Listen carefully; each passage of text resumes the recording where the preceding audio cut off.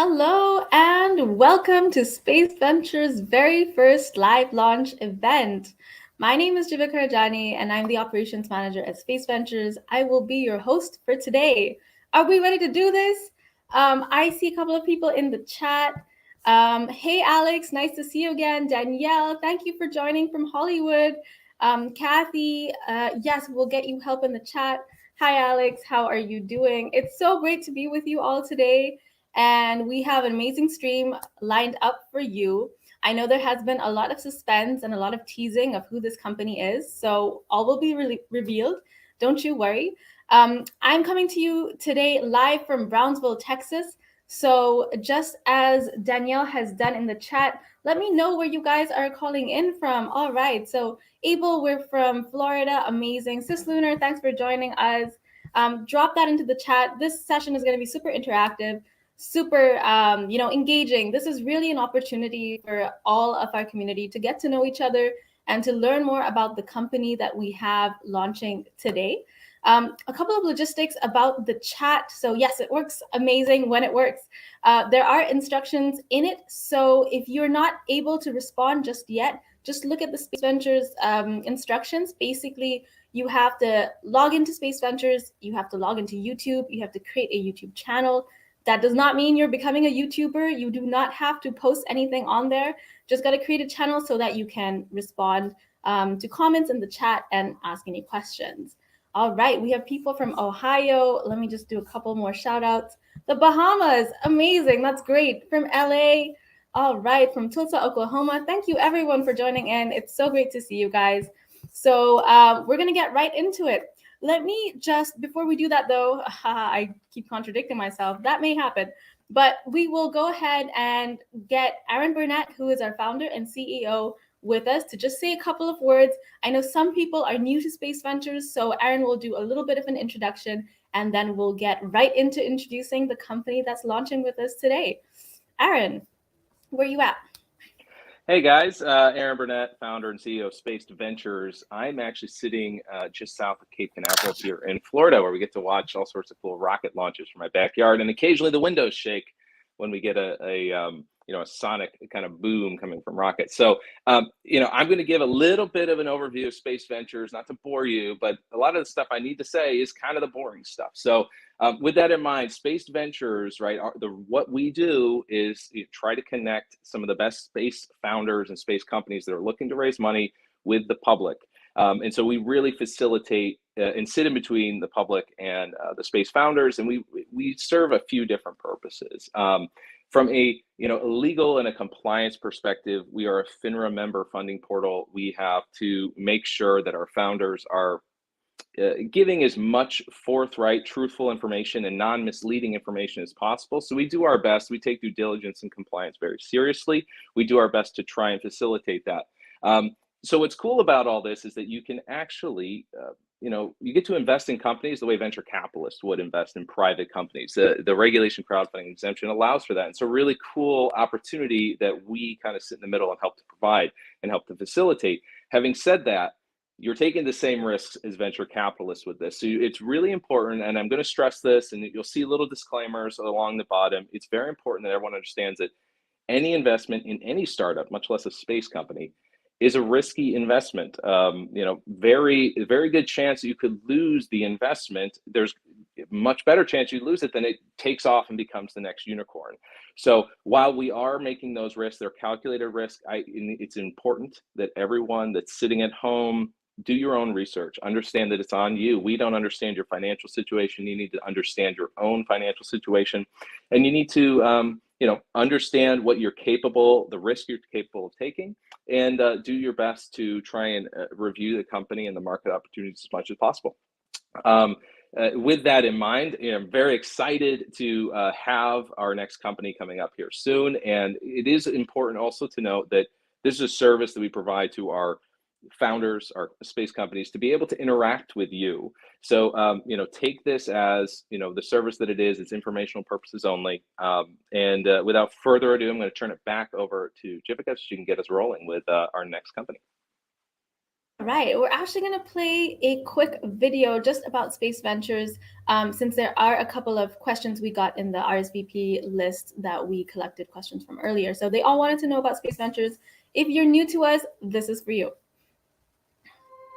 6,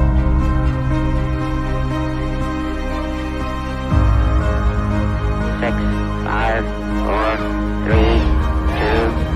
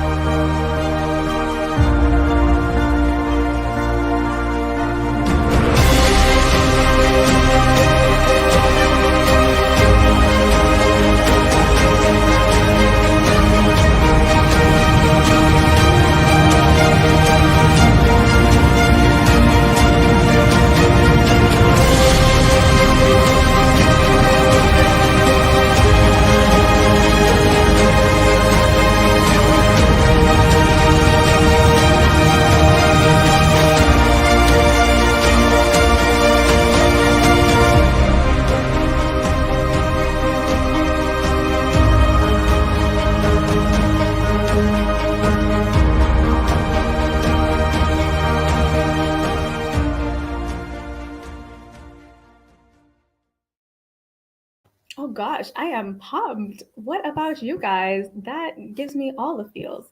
Thank you again for joining Ilya, Ulf, Chris, and Andrew. And also thank you for all the investments. That's very cool. So I am just hearing that within the first 10 minutes of the stream, we've already got more than $3,000 invested in Xairos, which is kind of crazy. This is the first time we're doing this. So honestly, we have no idea what to expect. But already this is, the best part of my week. So I'm going to introduce our new company. We're going to go into a very short teaser video. You will finally hear what the company is called and what they do. And then I will go ahead and introduce their founder and CEO, and we'll hear directly from them. All right, let's hear it for the company, the mystery company. 3, 2, 1, let's go. We are interrupting programming this evening. On January 26, 2016, networks around the world started to fail. Emergency radio and BBC digital radio went down, and even power grids started failing. All because of a 13 microsecond error in the timing on one of the GPS satellites. When we think of GPS, we think of maps, but in reality, over half the $1.4 trillion in economic benefit provided by GPS is as a clock for the world. But GPS is not nearly secure or accurate enough for modern digital networks that need precision timing to increase bandwidth and lower latency. Enter Xairos. Our global timing service uses exclusive quantum technology that is orders of magnitude more accurate and secure and leverages off-the-shelf hardware. We have an experienced team, exclusive IP, and strong traction, and a scalable approach to build up to a global timing service that addresses a $500 billion market. Timing is critical for our modern life, and the time for Xairos is now. Okay, so now we know the next company to raise on our platform is Xairos. I'm going to bring up David Mitlyng, who is the founder and CEO of Xairos, to share a little bit more about his background and the company. Yeah, hi, Jivika. Thank you. This is really awesome. I like that intro. I like the introduction. It's really fun to be part of this live stream event. Super cool. So I think we will have David. We're going to go into a little bit of a pitch. So you're going to share a little bit more about the company. Obviously, we'll do a demo video of the tech, so you guys will be able to look at what actually is happening right now. Obviously, this is no longer plans on paper. This is a real thing. So we'll get more on that.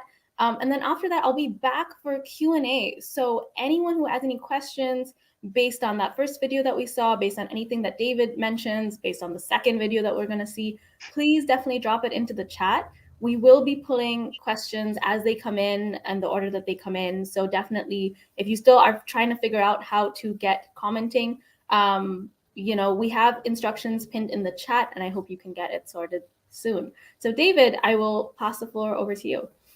All right, thank you so much. And I'm broadcasting live. It's nice to see where everybody's calling in from. I'm calling from Lone Tree, Colorado. Lone Tree is a suburb of Denver. It's just down the road from Schriever Air Force Base, where they control the GPS satellites. And it's also just down the road from the NIST facility where they have the reference clock, probably the world's most accurate clock. So we're located right here at the epicenter of space and time, looking to provide a system, a global timing service that will replace the timing from GPS. Now, for me personally, this is my third startup. The first, I'm a founder. And I always look at the goal of a startup, especially in our new space paradigm, is to solve problems. If you can solve a problem, the business will come, the growth will come, the excitement will come within the team. And the problem we're going after is fundamental to our daily lives. It's communications, it's power, it's financial transactions. Our modern world relies on timing from the GPS constellation of satellites. Now, the teaser video highlighted that a little bit, but it's one of those kind of interesting circumstances where here's a satellite constellation that was developed by the US military in the 1970s. Primarily, it was envisioned to provide position navigation for the military and military only, and somehow or another got taken over by the commercial industry. It provided a timing signal at a time when the world needed a timing signal. But fundamentally, there's limitations in the quality of the GPS satellite. It was never really envisioned or intended to be used for this. The military and the Air Force handlers haven't improved it and have no intention of improving it. And it offers a weak signal that can be easily spoofed or jammed. When we made that video, that little teaser video, we highlighted a specific incident that occurred in January 2016, where a simple operator error nearly collapsed all the world's networks. And now more than ever, considering the events going on in the world today, it highlights just how fragile our world is on that timing signal from GPS. Again, you think of GPS, you think of your location app, you think of getting directions to drive to friend's house or the market, but that timing signal for networks is really the value that GPS provides. And if there was ever a widespread outage, heaven forbid, for whatever reason, it would be really catastrophic to our daily lives. The first thing that would happen, ATM and credit card transactions would go down. Within 12 hours, your local cell service would degrade and you would lose cell service. By the end of the day, internet's down, and by the time you wake up the next morning, your power's out. The Department of Homeland Security actually highlighted the fact that there's 16 areas of critical infrastructure, and GPS impacts 13 out of 16 of those areas of critical infrastructure. And there's no fundamental backup, there's no fundamental replacement. So we at Xairos want to put up a better system based on our proprietary technology that will be orders of magnitude more resilient and more accurate. Now, I wanted to talk a little bit about just kind of the areas that require that timing from GPS, because they're areas that we're going to address. I really want to move away from the video and the scariness of GPS outage. There's an article or reports that said that it would cost $100 million a day for the US telecommunications industry, but instead focus more on what Xairos is enabling.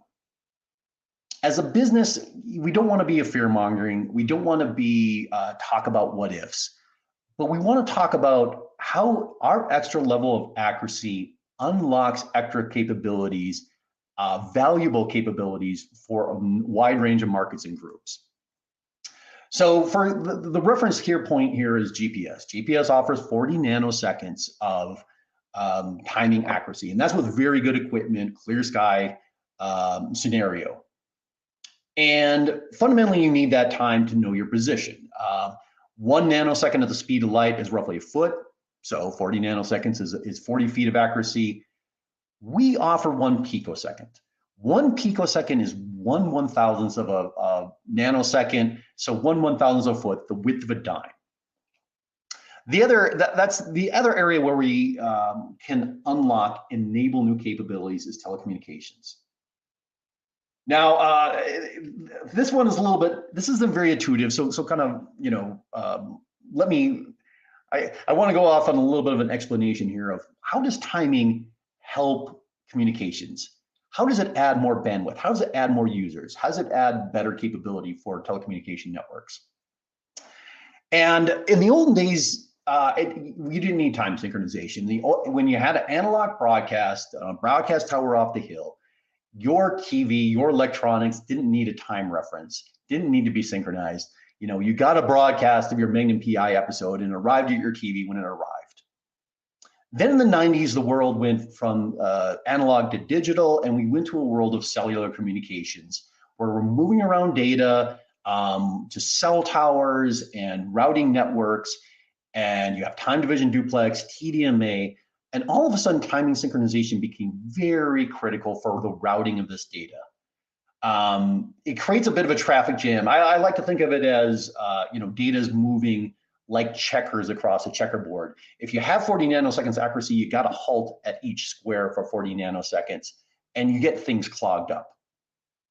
And especially, so with the quality that you get, the timing accuracy you get from GPS, that's good enough for 4G LTE.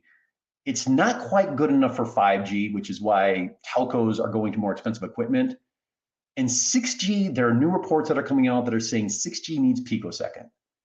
6G will not happen, will not be enabled unless we build a timing system that can address that level of accuracy. It's kind of a similar situation for financial networks. Financial networks, the concern is a bit more on the latency. If you can add better timing synchronization in the nodes within a network, you can reduce the latency. Each hop then is, instead of 40 nanoseconds, it's down to picoseconds. And that's very valuable for high frequency traders. The other thing that a better timing synchronization enables is better efficiency for data centers and distributed databases. We've been talking to a number of the data centers. If you have a huge hyperscale data center, they can pretty much distribute time synchronization across all the servers within a hyperscale data center. But they're all going to edge computing. That means they're going from these large centers to multiple points of presence. And for them all to work efficiently, they all need to be synchronized relative to each other. That allows them to work more efficiently, save power consumption, reduce cooling costs. The other area, again, this is a little surprising to people, but power grids. Large-scale power grids don't necessarily need very accurate timing, but they need to make sure that there's no jamming or local issues with it. Like I said, timing goes down, power grids go down. That's very disastrous to our modern world. And last but not least is government agencies. There's a wide range of use cases and needs within the US government, and we already have contracts in those ways. But the simplest example I can give you is defense agencies that need very accurate timing for data fusion and surveillance. When you have multiple radars or multiple sensors, they're trying to look for specific imagery or specific information. The only way you could process all that data together is if all those distributed sensors were synchronized and synchronized well. And one of the common themes with all of these trends within telecommunications and data centers and government applications is this move from centralized to distributed. When you start having distributed databases, cell towers going to picocells and femtocells, distributed databases, that's when synchronization becomes more and more critical. And GPS fundamentally is not going to do that. There's no motivation or interest within those government agencies to improve it for this kind of trend line. That's where Xairos is going to come in. Now, again, the way to visualize this is consider every cell tower, every ATM, every office building Every data center in the world has a GPS receiver on the roof. And that GPS receiver runs down and is connected to a rack-mounted timing and synchronization unit. This unit costs, from anywhere from a few $1,000s to tens of thousands of dollars, depending on the stability and the accuracy you're trying to achieve. There's roughly 500,000 of these units that are shipped every year, and millions of them currently installed. So what Xairos is doing is, all we're trying to do is then replace that existing system, capture that market, those 500,000 units a year, and then offer this as a subscription. We'll put up satellites that can provide that time synchronization, replacing GPS. Initial customers will then have a GPS timing next to our receiver, but over time, we'll take over as we get a more resilient and kind of global constellation in place. So that's a little bit about the market. So why us? Why would we be the right ones to address this? Clearly, this is a huge market. Clearly, this is a huge need. And the value and the reality, what we bring to the table is enabling technology called quantum clock synchronization. So we have a video that describes this. We were actually talking about doing kind of a live demonstration of the hardware. Logistics were a little bit difficult. So instead, we put together a video that's a bit of a demo, but also an explainer, because we do get that question a lot. How does this work, and how is this better than GPS? Xairos is building a global timing service that leverages our proprietary quantum clock synchronization technology. It has been demonstrated in a lab and is now ready for commercialization. While it sounds exotic, it is essentially a laser. In normal optical communications, this laser is pulsed to create zeros and ones for the transmission of data. But in quantum communications, individual particles of light, known as photons, are converted into pairs of photons that are entangled. These entangled photons are exchanged between distant clocks, creating synchronization at much better accuracy and security than other time transfer methods. While Xairos owns the IP for the algorithm, software, and system architecture, the hardware itself is fairly simple. It consists of a source of entangled photons and power supply, a detector, a timestamper, a clock, and a processor. We are now working to package this into a commercial product to deliver timing across local fiber networks. This will be followed by satellites to distribute time around the world. Now compare this to GPS, which is how timing is delivered today. Each satellite in the GPS constellation knows its position in time and broadcasts this over an RF signal. The user then knows the satellite information and the distance to the satellite. But one satellite is not enough. It takes multiple satellites to triangulate your position and time. With at least 6 satellites in view, clear open skies, and expensive equipment, you can resolve your position and time to decent accuracy. But these RF signals are weak and can be easily jammed or spoofed by bad actors, and urban canyons can block signals and create multipath. Xairos is instead focused on timing for fixed enterprise users rather than position for mobile devices. Not only is this a much better near-term market, but it also makes our system simpler.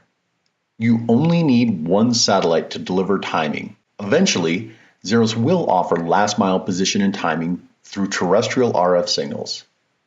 This system will be much more robust and accurate than GPS, enabling self-driving vehicles and 6G networks.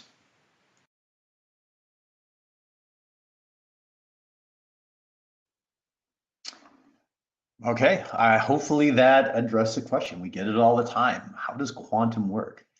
So I talked a little bit about the market, what GPS does, the timing from it, and the capabilities that we can unlock for a wide range of markets. Now I've talked about the technology and why our technology is the right technology to bring this to market. So I'm going to talk now a little bit about why Xairos, how are we going to execute? How are we going to get and provide this global timing service to address this large capability? I guess at this stage, I guess we could open up to other questions, or I can go into the next part of the presentation. I don't know, Jivika, if you have a preference to have a little Q&A now or go directly into the next part of the presentation. finish up your presentation and then I'll be back for the Q&A afterwards. So just a reminder, guys, we are going to pull questions directly from the chat. So add those in. I already have a list of questions that people have submitted beforehand, but definitely in response to anything that David is bringing up, definitely put that in. And while we're at it, just wanted to understand a little bit who's in the room. So if you are a space enthusiast, if you work in the industry, if you have a background, if you have a PhD in quantum laser comms like David and his team, let us know. That will help us frame the Q&A after this. So David, I'll pass it back over to you. All right, thank you, Jivika. I always like, this is, we like to consider this kind of a community discussion, a community session. So try to address questions along the way, but definitely you'll have my contact information. You can ping me afterwards, pepper me with questions. It's interesting technology and interesting market we're going after. So let's talk a little bit about how we're going to execute and why we have the right team and traction and market sense to get from point A to point B, a global timing service that's orders of magnitude more accurate and secure. So it starts fundamentally with my co-founder, Dr. James Troop. He is the inventor of quantum clock synchronization technology. He invented this. He came out of the Office of Naval Research. He's been a quantum scientist for 2 decades, which makes him a graybeard within the community. He came out of the Office of Naval Research, which, if you know a little bit of the GPS history, they are the timekeepers for the GPS constellation, and came up with this and patented it in 2018, wrote some papers demonstrating this lab. We formed this as a company in 2019.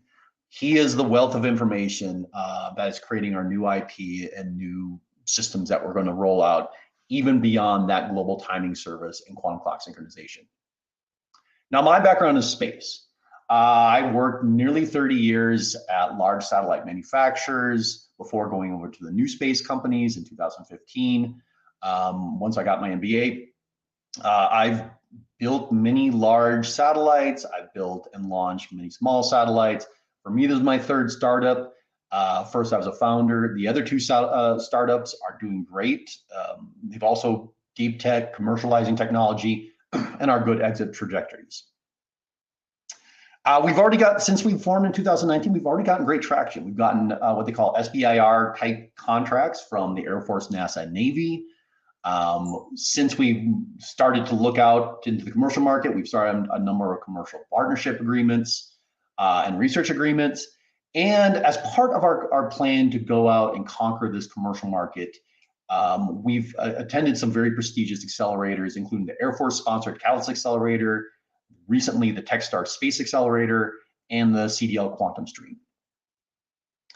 Now, I talked a little bit about the different market verticals, the different groups that need timing, better timing, and why they needed it.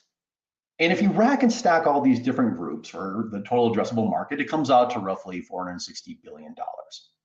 And that's been corroborated with a couple other market research reports that say it'll be there in 2031. But frankly, I don't hold a lot of stock, and you as an investor shouldn't either, in total addressable market.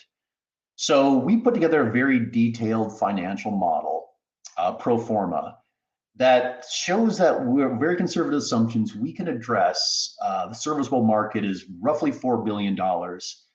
And more importantly, we got a very conservative approach to reach 1% of the current market for timing and synchronization, which gets us to $200 million of revenue. And we should be able to achieve that with only a couple satellites. And we're going to get there in a stepwise approach. Part of our value of being on the Space Ventures platform is I don't need a constellation of satellites and $1 billion to get where I need to go. We can get commercial revenue almost immediately after this raise. Now, we already have these SBIR contracts with the Air Force, NASA, Navy, $500,000, and we're going after further ones, a number of phase 1s and phase 2s that we're looking to expand.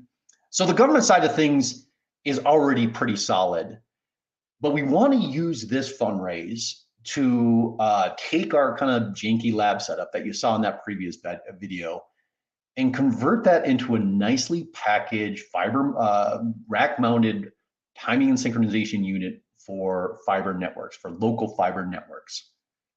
And once we get that built, this is a packaging exercise more than it is, an R&D or development thing. Then we can start looking at a commercial pilot project, timing and synchronization. We already have a half dozen very promising opportunities that we're looking to get in on, sponsored by some are public-private partnerships, some are publicly funded or privately funded. But that's the goal, is to get that launch, get that commercial revenue ahead of a small Series A that will launch our first satellite. That satellite will cover North America, provide timing distribution over a hemisphere, and that's when we can start really ramping up the revenue and start going out into the commercial market. And I'll talk a little bit about our go-to-market strategy here in a couple more slides, because we got some plans to kind of break into the existing timing and synchronization market. And then it's very scalable. After that, there'll be a Series B that'll allow us to expand more satellites, go into markets, new regions and new markets, and add better quality service as the market grows, until we get to the point where we have a global timing service. And when we get a global timing service at picosecond level accuracy, that's when things get exciting. Because that TAM is existing markets, but global timing at picosecond level accuracy unlock markets that do not exist today. Things like the quantum internet, things like self-driving vehicles, things like oil and mineral exploration are enabled only when you have that picosecond level timing across the globe. Now, go-to-market strategy when we originally started, let's start with competitors. So right now, there's already a very mature group of companies that build these boxes that link to a timing from GPS. And we've already started talking to them about being distribution partners for us. So instead of being competitors, we can leverage their mass manufacturing capability, their engineering, and their sales channels, so that we can focus on the space segment and the technology. And as part of that also too, for some of the people on the call, you are in the space industry, we're also looking for partnerships within, hosting our payload on someone else's satellite rather than building our own satellite. So we're a very big believer in this partnership model under a revenue sharing, because we want to really race to the point where we have that global timing service so we can own the new markets and give away part of the pie for the kind of mature market. What we're trying to achieve here is, with this raise, is to, actually a number of things. So it's not a large raise we're going for right now, but with this, we can use that to expand our government business. Right now, we're a little bit bandwidth limited on the things we can bid. There's so many opportunities for P&T solicitations and quantum solicitations. We just don't have the team to be able to handle that. So we want to raise funds, expand the team, build a 4,000 square foot office in the Boulder Broomfield area. And then while we're building, kind of expanding our government business, get that first initial commercial business. Those are the major proof points we need to go before we can go to a Series A, convincing you, the investor community, that we're ready, the market's ready for what we have, and we can go and raise the money and launch our first satellite. So that's what we're trying to accomplish at Xairos. Hopefully this kind of covers the gamut of things. Again, at this point, you're probably swimming with questions, so I'll ask Jivika again if there's some Q&A that's popped up. If there's no questions, that means either the presentation covered everything or it was just the opposite. So hopefully there's some questions from the audience. David, don't you worry. All right, so I think there's a good segue in here. Paul asks, I heard your initial revenue target. Do you expect that to be from displacing current timing solutions? If so, who do you expect to take share from? Yeah, so like I said, there's already a very mature market for timing and synchronization units. The majority of those units are sold to the telecommunication industry. roughly 90% of these 500,000 units a year are sold to the telecommunication market. And they're boxes that range in price from about $3,000 to $50,000 a box. So when I talk about getting 1% of the market capture, I'm talking about just getting, and that's growing at like I think a 5.8 CAGR. So when I talk about, getting some satellites on orbit to address 1% of that market, that is absolutely the market we're going after. That 1% of the 500,000 units a year being sold. And fundamentally, we're going to offer this as a subscription. It'll be hundreds of dollars a month per box for maybe order of magnitude better accuracy and much better resiliency, what they call holdover in case of an outage on GPS. And we like that model, number one, because that's what the telecommunication industry is going to. And number two, because it allows us to upsell better accuracy and capability over time as we add more satellites. So the quality of service will change. We don't need to change the ground hopper. It's a hardware, it's a software update. And we can offer that for our customers that are ready to go from 10 nanoseconds to 1 nanoseconds to 500 picoseconds to 100 picoseconds to 1 picosecond. Very cool, very cool.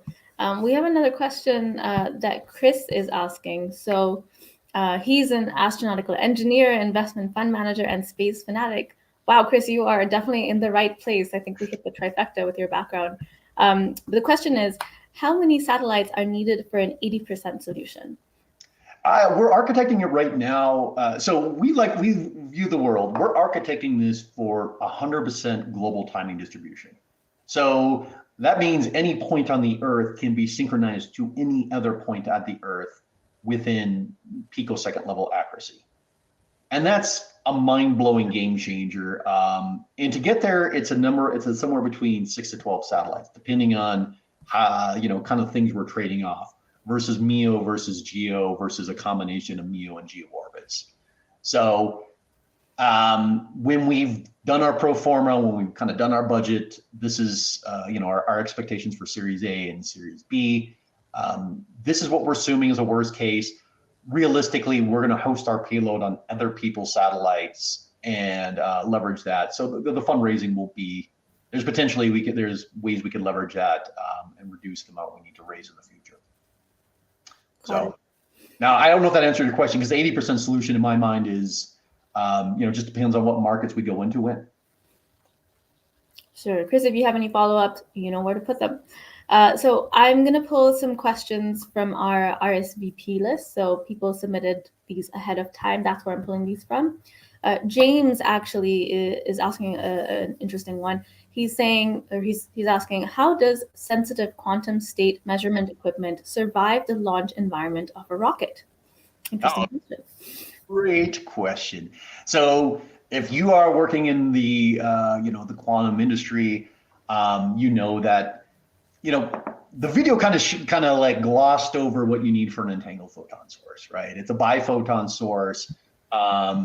It does require, if it's what they call a spontaneous parametric down conversion type source, it's fairly simple, but it requires very sensitive alignment.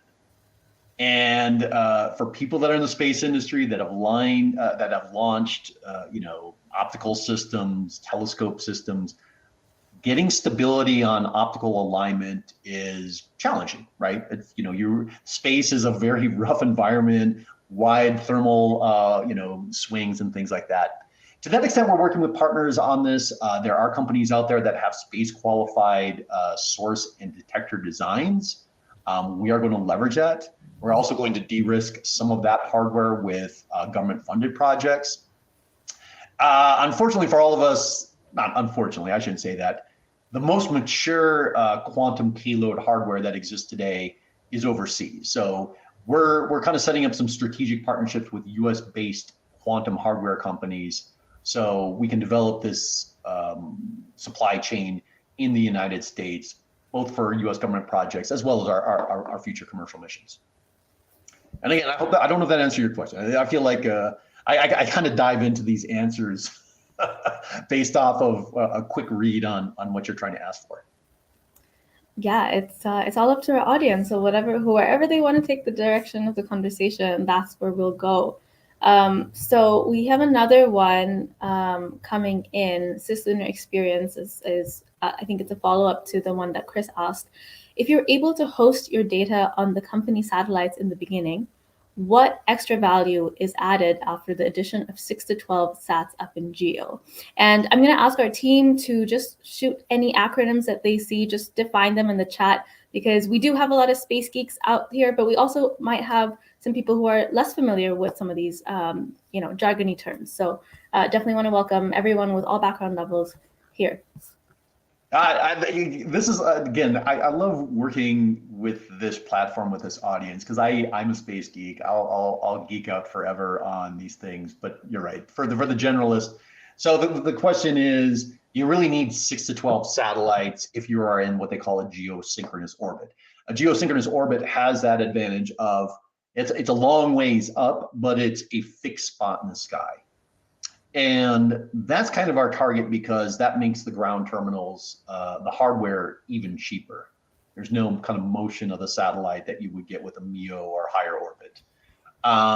And to your point, one geosatellite has a view of a hemisphere, half the Earth. So in theory, you can get away with 2 satellites and you cover the whole Earth. But really, maybe 3 satellites, so you kind of get a little overlap. So I think that's kind of the nature of the question, is if we really just architect this for a hosted payload on a geo satellite, we can get away 3 satellites that are kind of set apart by 120 degrees. But we're also looking at this for the resiliency piece of it, and also kind of a quality of service. Plus, we also think there's some value in having a mix of geo and MEO with the architecture we're building. So that's why 6 to 12 is kind of the number for a few at geo and the rest maybe at MEO. Perfect. So astronaut G207 has a question. He or she asks, will you be supplementing this with SBIR or SBIR STTR funds? That's another acronym for our team to define. I'm assuming the supplementing, this person is referring to your plans for the Series A and Series B, David. Yeah, so SBIR is Small Business Innovation Research Grants, and STTR.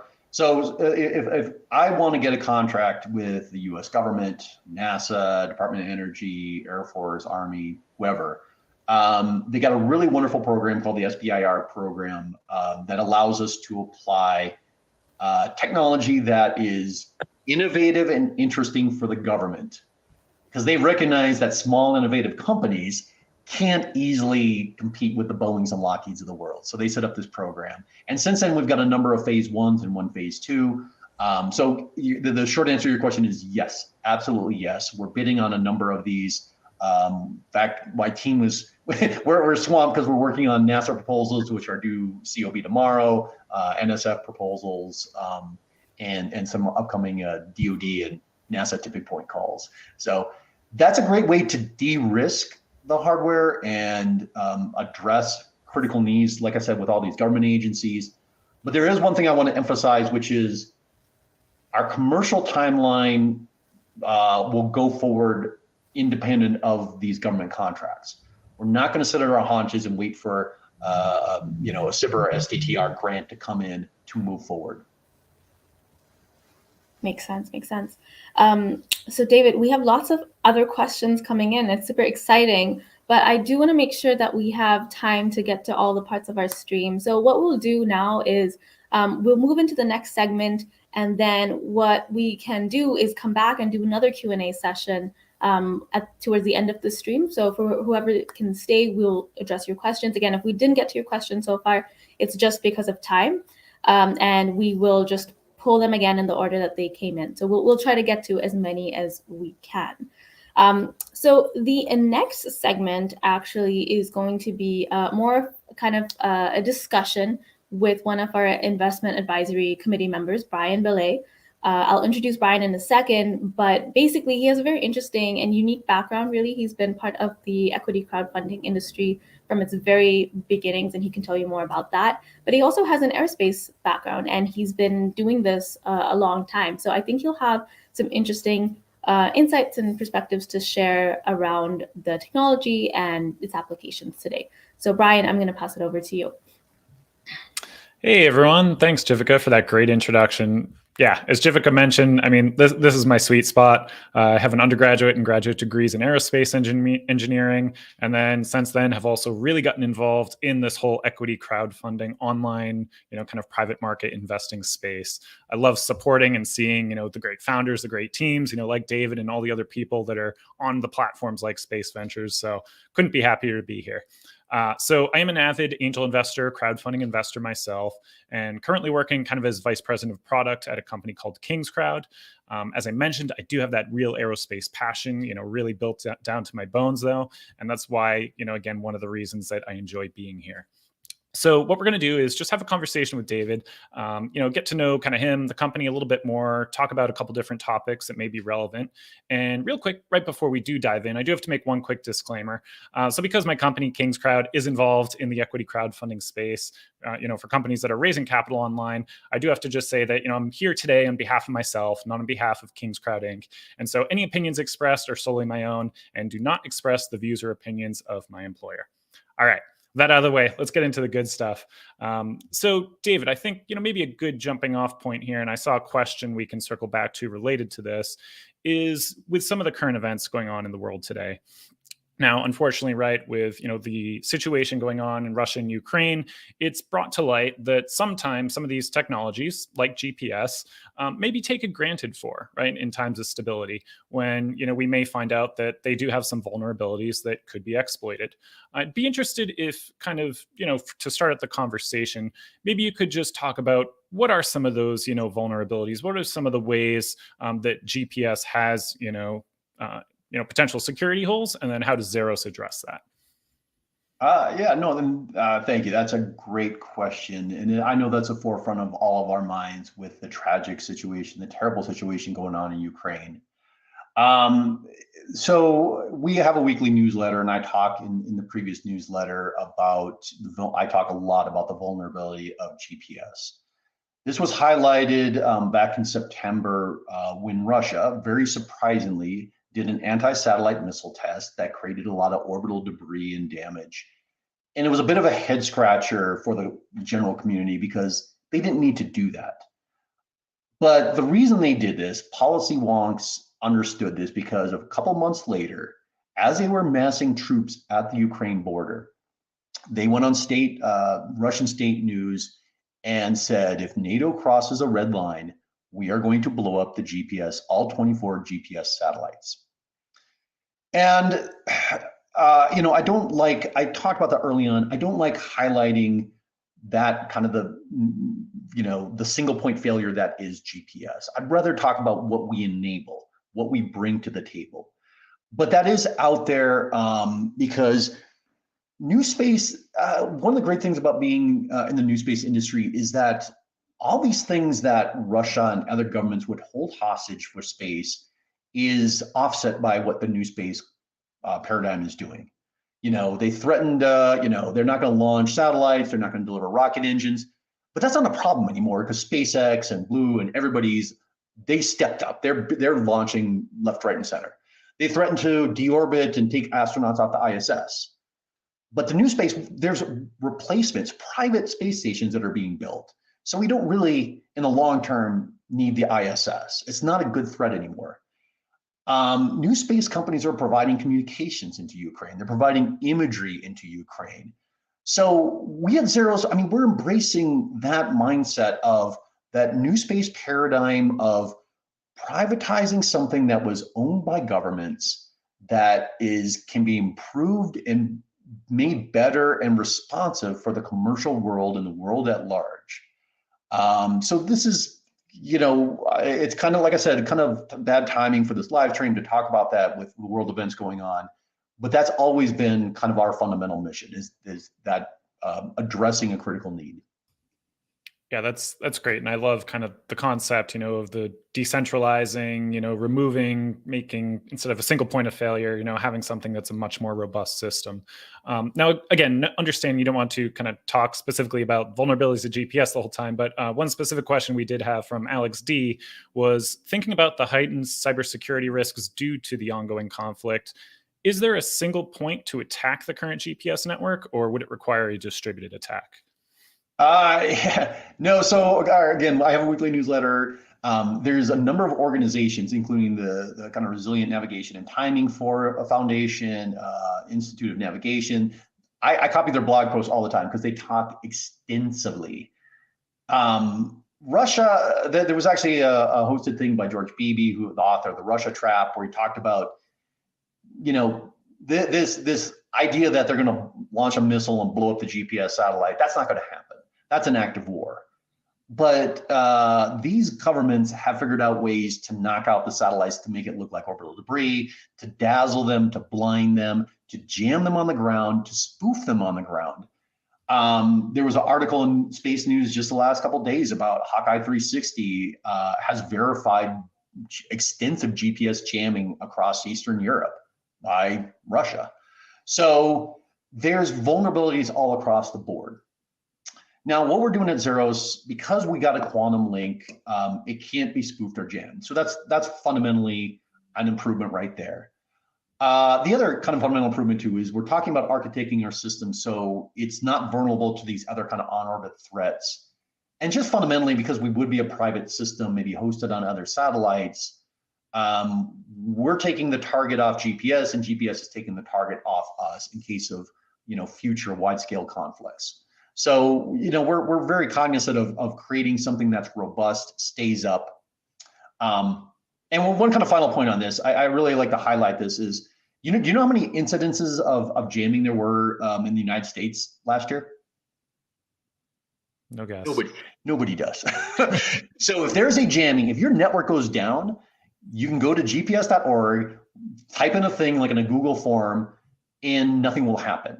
In Europe, they monitor it. I think it was a neighborhood of 155,000 outages across Europe over 5 years. But in the US, there's just zero recourse if GPS goes down locally where you are. It's a black hole. You don't know. There's no phone number to call. There's nothing to do. And one of the subtle things we're doing is we're going to create that help desk, that hotline you can call if our timing goes down or it gets degraded. Interesting. I think that's a great potential segue, given that there is just so much potential value in the solutions that you're working towards. You mentioned, there are no real kind of direct competitors, perhaps in the United States today. You mentioned some potential partners. Can you just talk a little bit more about kind of how you envision that landscape, both within the US and perhaps, internationally? Are there other companies that could potentially be working towards something like this? Or how do you see your solution as really differentiating? Well, we've had extensive talks with the mature timing synchronization hardware companies. And again, none of them are looking at launching a GPS replacement, but they're happy to work with us on, a total solution. And there are a number of startups, I should be very open, that are doing what they call GPS augmentation. And there are companies like Satellus, Aurelia, who just got acquired by Safran, TrustPoint, and Zona Space Systems. But they're a bit more focused on like an RF-based position and navigation piece to augment GPS. And as such, as you saw in the explainer video, they need a lot more satellites going after the mobile positioning market. So right now, nobody's doing kind of looking at that global timing replacement. We feel like that's the right market to go after. Definitely, if we get our satellites in orbit, we grow, we get market. Of course, that will attract competitors. But without an enabling technology, which we patented, we own this. It's hard to imagine how there'll be competitors. That's just the way the world works. But we got the core technology and a bit of the first mover advantage. So we want to move fast, build the moat, make sure that we're well situated when that happens. Excellent. Thanks for that. Now, being an investor myself in a lot of startups, both in the space industry and elsewhere, I know one of the things that a lot of investors kind of like to hear from the founders, from that team that's running the business, is what are their visions. Maybe you could talk for a few minutes. Just what is your ultimate vision for Xairos, and what really excites you and your team?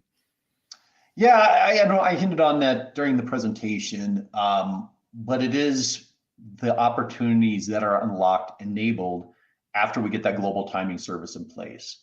There are a lot of papers out there about terrestrial PNT for self-driving vehicles and mobile devices, for the quantum internet, and using quantum gravitational sensors for mineral and oil exploration. So this is the only startup I've been involved with where there's so much more beyond just the that near-term goal of a global timing service. There is no terminus for what we're doing. It's just a springboard to bigger and better things. And that's why, as a company, we were pretty comfortable with just kind of government contracts. But as a group, this is the commercial market, and those opportunities are really what excite us and get us going every day. That's great to hear, and can definitely tell from your passion, your excitement for it, and I'm sure that passes on to the rest of your team.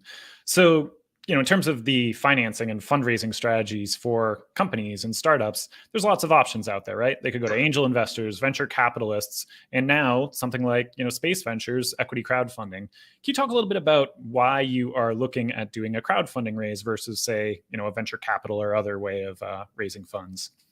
Yeah, so to be clear, we're in a seed fundraise. We kicked that off so many months ago, and we've already gotten investment from traditional VCs. We've gotten money in, obviously, from government contracts. We've gotten non-dilutive grants. We've also gotten funding from angels and angel networks.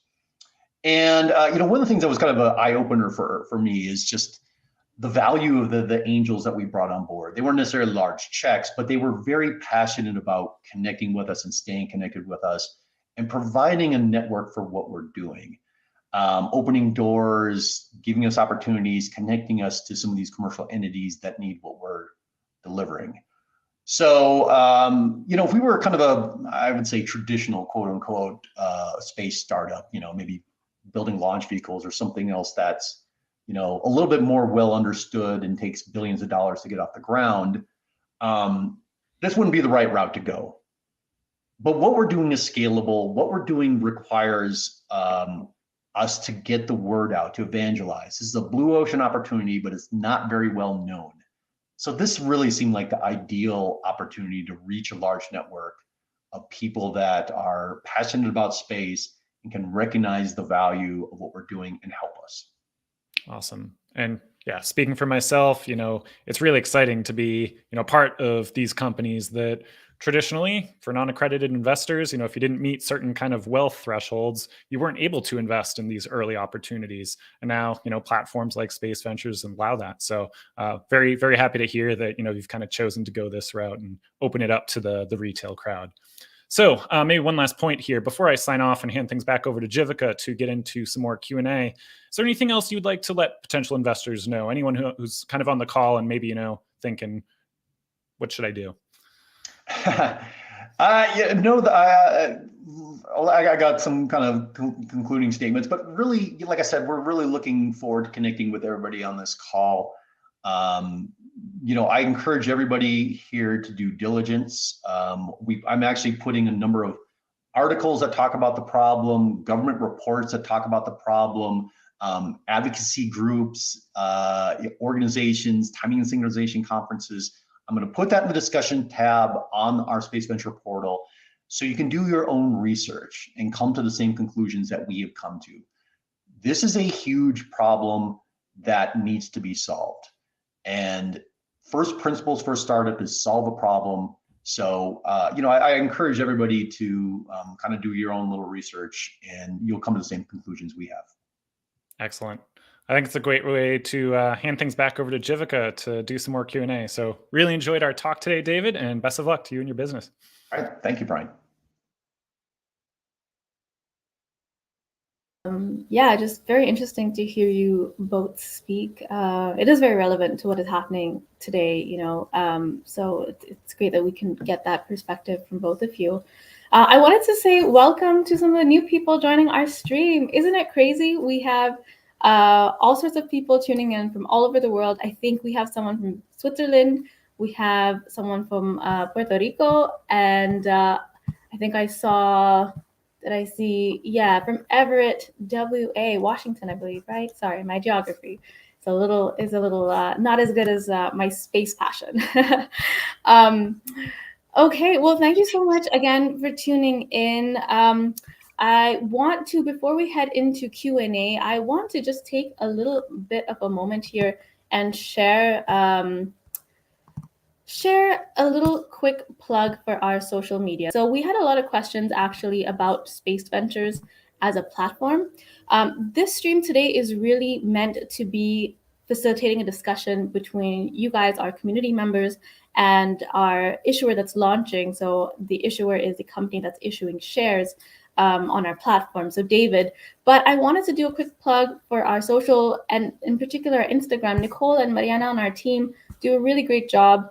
Everything is very thoughtful and detail-oriented. If you're passionate about space and about the technology and about some of the people behind the innovations that are really kind of impacting the space industry today, definitely make sure that you're following us at spaced.ventures on Instagram and on Twitter and on LinkedIn and everywhere else. On Facebook, we are just Spaced Ventures. There's also a little bit of a teaser here. So at the end of this video, Davit, I don't know if you know, but we are going to be having basically a little bit of a surprise. So there is a little bit of a teaser on social media, so you can figure out what that surprise might be, and we will share that in just a minute. I also want to thank everyone who has made an investment during the stream. It's really, really cool to see. And I believe that, when you make an investment, there's confetti on the screen, which is so fun. And I want to shout out our product team led by Andrew Woods for getting that functioning as well as it is. And actually, I'm just now hearing that we've raised over almost $25,000 during the first hour of the stream. So that's really great to see, and thank you so much for your support. We will probably wrap this up in about 15 minutes maximum. I'll bring Davit on for a little bit more of a Q&A, and then we'll queue up that surprise that I just promised, and kind of call it a day. And if your question again does not get asked live on the stream, it's just because of time. But there will be a way for you to continue the conversation and ask questions of Davit, and for you to interact directly with him, which I will share more about towards the end. So Davit, let's get you back here, and let's go through the last couple of questions that we have. Awesome. So let's see, just going back to my list. So Maria Jose is asking, we heard about the next steps for Xairos as a company. What about the next steps for Xairos Tech? Maybe just a little bit more color on that. Yeah, so we're already working in a kind of bootstrapped scenario of doing a couple of technology developments for our quantum time transfer system, our quantum clock synchronization system. One thing we're working on right now is kind of working on some free space designs, so we can do time distribution via free space over 5 or 10 kilometers. Actually, a couple of the pilot projects we're looking at, they're interested in this for time distribution across an existing optical free space system. And that will be in parallel with our packaging for the fiber product. And that will be in parallel with the development of our space payload. So we're going to do all those, and we're kind of already working on that with, kind of on a bootstrap method with the funds we have currently. But yeah, those are near-term things. There's always improvements we're going to make to the technology, and there's always improvements coming along with the core hardware piece parts. And we're going to keep, we're going to work with partnerships with companies on developing those. But there'll be no shortage of interesting and cool developments we're going to do going forward. Great, look forward to that. Pulling from the questions we collected prior to this live stream again, so Arden and Kevin have similar questions. Arden asks, how was this company founded? And then Kevin is asking, how old is the company? So maybe we can dig into the origin story of how Xairos came to be a little bit. Yeah, I feel like it should be some kind of Marvel superhero backstory. So what happened was me and my co-founder, we were dosed with radiation, and I'm just kidding. No, actually, it was my prior startup that I was at in 2015 was commercializing optical communication systems for satellites, and it was through that process, I know the RF world pretty well. I got to know the optical world pretty well. And going to conferences, I learned about this magical thing called quantum communications. And most quantum communication systems out there, entangled photons flying around, are for secure distribution of encryption keys, what they call quantum key distribution, quantum random number generator, and quantum networks.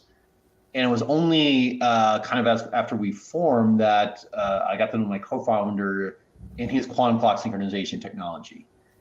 And so we wrote some white papers on it. We were going through the Catalyst Accelerator.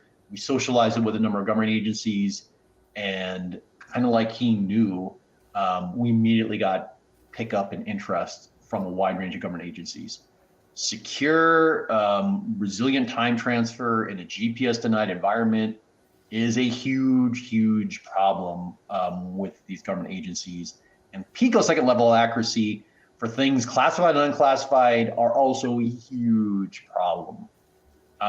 So that was a nice way to kind of get going and get some momentum. These are cost insensitive customers, price insensitive customers. So definitely that's been, allowed us to grow. And only really kind of about a year ago did we as a group, we were like swamped with government projects. Did we stop and talk and say, look, why don't we also go out for the brass ring? The commercial business, huge problem we can solve, huge opportunity. And that's really why we're here doing what we're doing today. We really look at this as something special we could do. Thanks for doing it with us. So you mentioned, people in this industry are definitely cost and price sensitive. I think our investors are also thinking that way. So we have a question in the chat. I don't know if I'm pronouncing your name right, but Duggan, maybe. So he's reading through the Form C. We love it when our investors are detail oriented and go through the entire pitch because we work so hard on it. But he's asking, can you give us a quick discussion of the finances? So $45K a month pre-raise burn rate, $100K cash on hand as of January. Any other fundraising plans pre-Series A? Yeah. I mean, we're going through just a traditional Series A fundraise. We had a $250K Colorado Advanced Industry Grant, so that's cash coming in, as well as some other kind of fundraise options. I think I can probably talk about that a little bit more, once we kind of settle in with some of these other investments we're getting. But like I said, we've got a mix coming in from traditional VCs. I'm constantly out pitching traditional VCs as well as angel networks. So it's that's what we're doing here in Space Ventures is kind of bringing in a wider network of investors into our cap table, and all of them are coming in at the same terms all investors are coming in the same terms you're seeing. Got it.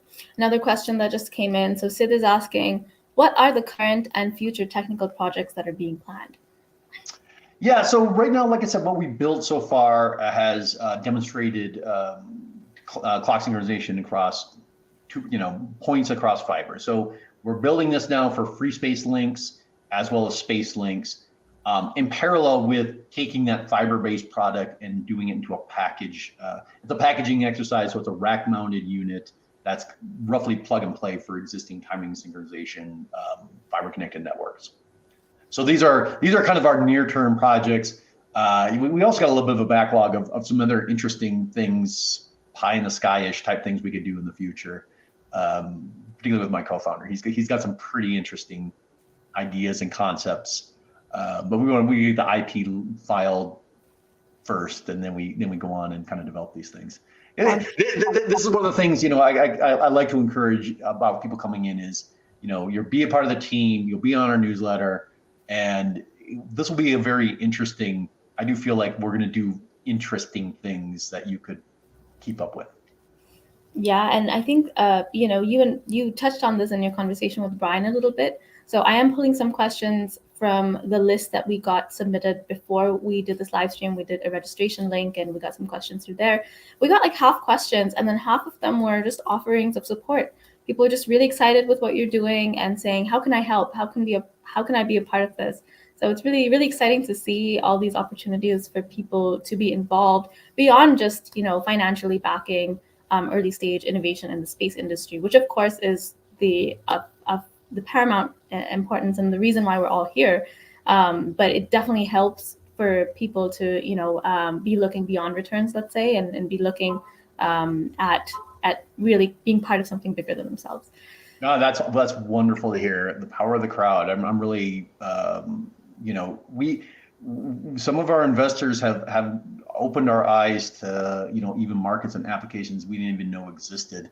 One of them we were talking to recently about there's papers about time synchronization for metrology. If you have like a cell tower coming to your phone, if you have accurate timing between the two, the delay of the RF signal, radio frequency signal going through the air will tell you how much moisture is in the air. Like, it's just crazy. There's so many things that we're going to do, and that's why I love having this opportunity to talk to a larger audience. Yeah, it's a perfect segue to our last question. So Alex is asking, besides security, what does quantum time synchronization unlock? What can be done when we have picosecond accuracy? Well, Alex, you're just like feeding it in. So this is like kind of one of my concluding statements, but I'll roll it off here because, in the presentation, I really want to emphasize again the unlock, the enabling of what we can do.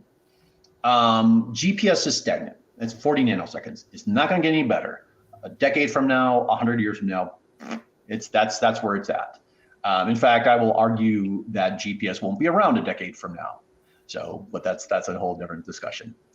But if you can get one order magnitude better timing, that unlocks 5G and 5G plus. That unlocks some data fusion and distributed databases that work much more efficiently. If you can get 2 orders of magnitude better timing synchronization, you then unlock 6G. And you can unlock position accuracy that's necessary for self-driving vehicles. And you can unlock some of these more exotic data fusion. And if you can get to 3 levels, orders of magnitude more accurate, which is what we're at right now, that is what you need for the quantum internet, quantum networking. I actually had a question on the portal yesterday about the quantum internet, quantum networking, and it needs picosecond level accuracy. So it's all about kind of just the unlocking. If you're playing video games, everything's grayed out because GPS is stagnant. But once we get a little bit better accuracy, boom, achievement unlocked. Boom, achievement unlocked. And that's really, again, why we're striving to get that global timing at picosecond level accuracy. It's very, very exciting, just because there's so many opportunities ahead that we just don't know of, right? But it's like you said, it's that blue sky, that open canvas, if you will. Yeah, well, that's great. So Alex is let's bring up here again. So he's wondering what the autonomous team at Tesla thinks about this. I have not engaged them. Probably that would be a good conversation. I've talked kind of peripherally with a Japanese automaker that's interested in this. So this is also kind of very forthright to you. One of the challenges we have as a company is just how we can engage them and when we can engage them. There'll be a point where we're going to go in with our hardware in hand, nice little demo thing. We can pop open a Pelican case and sit there across the room from Elon Musk and show them what this is and that roadmap to get to, accurate self-driving, accurate positioning, terrestrial PNT, especially in urban environments. We've thought about this a ton. The challenge for Tesla and their self-driving vehicle group isn't going down the highway, isn't driving out in the desert. It's driving in downtown Manhattan, driving downtown San Francisco. That is a very, very hard problem. And we think our system is critical, necessary to get to that point where you can drive in those urban environments. So we have not talked to them yet, but there will be a point we will. Perfect. So let's bring up our last question for this segment right here. Ren is asking, it's a fantastic question, if I do say so myself. Explain your technology in 1 to 2 sentences using everyday people vocabulary. I love it. Yeah, so this is why I made the video. The video is actually, but in one sentence, it's this. It's a laser. The laser, there's a lot of hype and, frankly, misunderstandings about quantum. Quantum is applied to everything. It's almost a marketing term nowadays. But quantum at the fundamental level is manipulating the small particles, or not manipulating them, but all small particles behave according to the laws of quantum physics, of quantum mechanics. We're now in the middle of what they call the second quantum revolution, where we've figured out how to harness, not we, I personally, but scientists have figured out how to use that capability, entanglement and superposition, the no cloning theorem, to do very incredible things. And one of those things is the quantum properties of the light that comes out of a laser. So that was a hell lot more than 2 sentences. Sorry, it's a laser. It's a laser. All right. So I think that is it for our Q&A for today. But again, if we didn't get to your question, if you're watching this on the Space Ventures website, if you just scroll below and go into the discussion tab, that's where you can submit any follow-up thoughts, comments, questions that you come up with, not just today, throughout the life cycle of Xairos' raise. And then David will get pinged personally when that happens, so then he or another member of his team will be able to respond. So you still have that direct access to the team. And if you think of anything that you didn't consider today, never fear, you still have that opportunity for direct interaction as well. I think that's it, David. So I'm going to bring you off, and then I'll bring you back at the very end. But remember that cool little surprise that I promised a little bit earlier. It's time. It's time. So let's go ahead. I think you guys are going to enjoy it. It's a little bit of a treat. David, I know maybe you haven't seen it before, and I know some of our team is also going to be seeing it for the first time. So let's just roll it.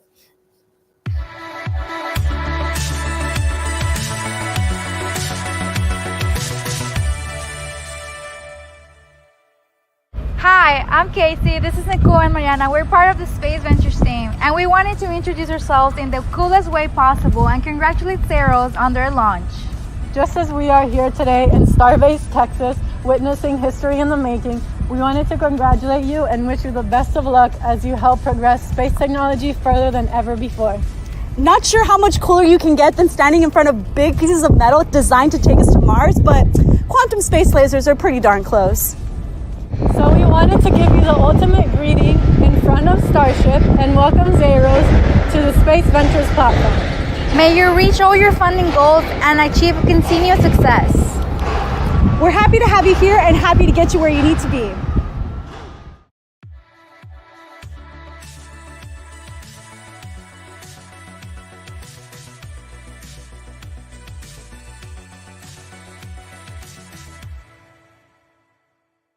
So check out our website and invest in space today. The gold rush in space investment is just getting started.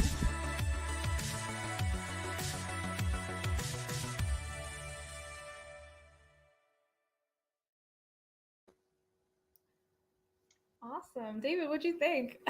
No, that's awesome. That is very awesome. That is a big, that's a big rocket. That's a big rocket, exactly. As I mentioned, I just landed in Brownsville this week. It's my first time here. We went over to Starbase last night to check it out. Looks very cool in the dark. I'm sure it's going to look just as cool in the day, and really looking forward to that. So I do want to give a quick shout out to all of our investors here today. I think it's very, very crazy, but we've raised over $30,000 just in the less than 24 hours that this deal has been live. And thank you so much to everyone who's invested live on this stream today. We really appreciate you tuning in, your energy, your enthusiasm, the questions. We wouldn't be doing this if we didn't have such an engaged and awesome community. And you guys have shown us that there is value in having these kind of conversations. So we'll definitely try to do more of them. I think that's it from me. So David, I will leave you to close us out. And of course, if there are any questions about Space Ventures investing on our platform, we have an FAQ that our team has put together. Our team will put it in the chat as well now. And then, of course, if you have any questions about like platform specifics, feel free to email us at support@spaceventures.com. Or we also have a live chat at the bottom right screen. Bottom right screen, there's a black and white chat icon, so feel free to use that. And that's it. So David, close us out, and thank you so much for your time and being here with us on our platform. Well, thank you, Jivika. Thank you, Aaron. Thank you, Lou and Melina and everybody for just been a wonderful experience. And really thank you to the audience. If you stuck around this long, hey, congratulations. I can only imagine just how maybe your head is spinning, because I threw a lot of concepts out there of kind of what we're doing. So just to kind of wrap up, conclude, I really wanted to distill it down to just a couple of key points of what we're doing, because we do feel we're solving a major problem. Timing from GPS just is not good enough. The two keywords I want to throw out there are enable. We're enabling better networks, better capabilities, more bandwidth, better efficiency with these networks, lower power consumption, self-driving vehicles, and 6G. That is really a fundamental thing. We're not going to get 6G and self-driving vehicles without Xairos and a company like us doing what we're doing. And the other keyword I want to throw out there too is, it's fun to talk about the technology, space quantum lasers. That's definitely a core part of it. But I really want to demystify that and just mention the other keyword, which is scalability. We're not going to conquer the world overnight. We're going to step up and get there, getting revenue, getting business, proving to you, the outside community, that what we have is valuable and it's real and it solves that problem. So again, thank you to everybody on the audience. I'm looking forward to connecting. For anybody there, you're going to have my contact information. Post questions, reach out to me directly. I'll talk to you directly. Would love to connect. I'm going to be at a major satellite conference in Washington, D.C. in 2 weeks. Anybody who's in the area, I would highly encourage you to go. It's free if you sign up for the registration hall, exhibit hall. But reach out to me and we'll get together. Have a cup of coffee and talk space, quantum, and lasers. So thank you very much.